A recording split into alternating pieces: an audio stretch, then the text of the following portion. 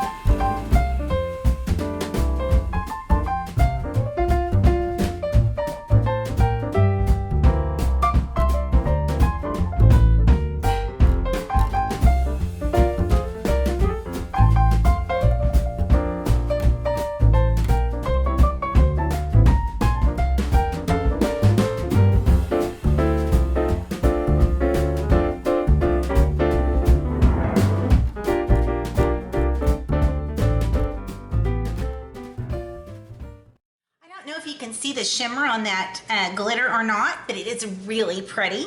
I am going to clean everything up because this modeling paste is just a bear to get off anything later if it dries. So I'm going to really clean off my stencil well and also my palette knife and my work area, and I'll be right back. Okay, you're going to want to let this dry for a little while, and if you feel like enough glitter hasn't stuck to it, you can certainly use glue and right on top of the modeling paste and sprinkle more glitter on. It works really well. With this particular die, I found that it was better. I can see where the score lines are, but I've added, you know, this modeling paste to this cardstock, so it's not quite as easy to fold as it might be otherwise. So I'm just going to take my tool that I use on my scoring pad and just give it a little extra pressure here and there so that I can fold it a little easier.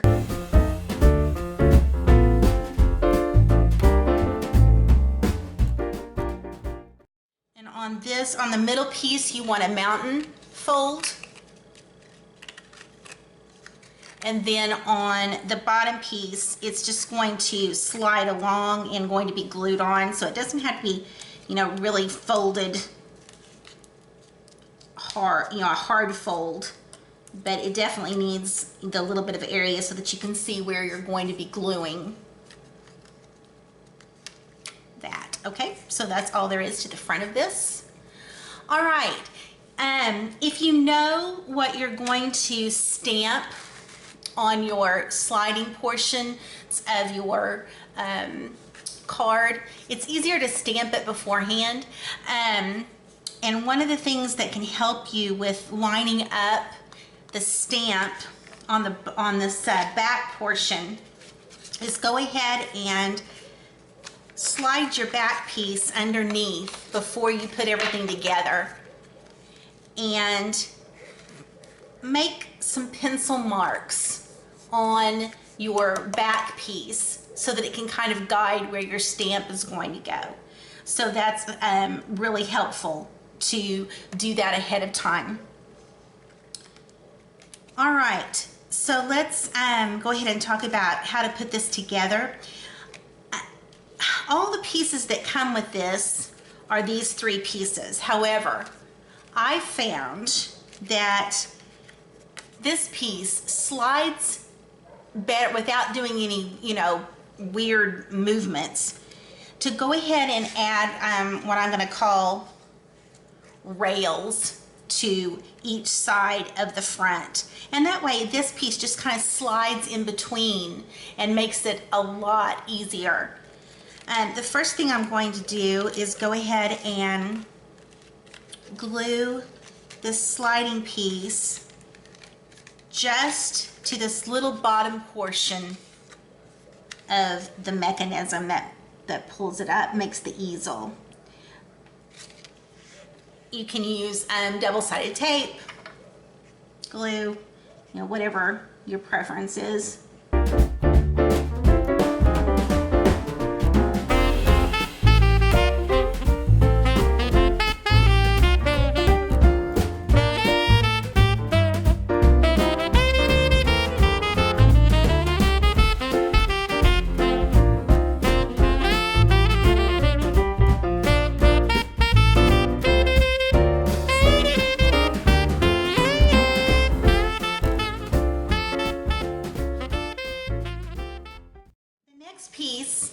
Is the layered tree, and I've gone ahead and put it together, and these are the individual layers, and I just colored it with my Copic so that it kind of looked like it had snow on the edges, and so that was kind of fun.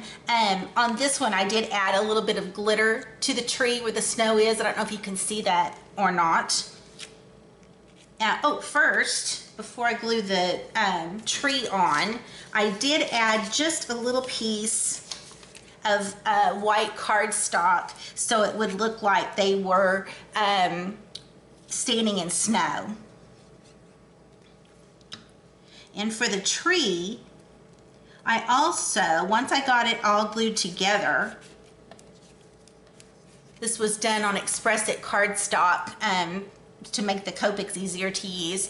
I laid it on another layer of cardstock, glued it down, and then cut it out so that it would be a little bit more sturdy, so it wouldn't flop around here on the card, because you're really only gluing down the trunk and a little bit of this bottom portion, because you want everything else to stand up, you know, beyond the fold.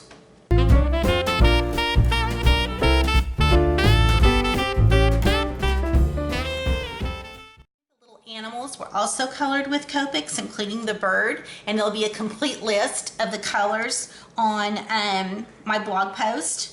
And I just used some pop dots to pop up the little carolers.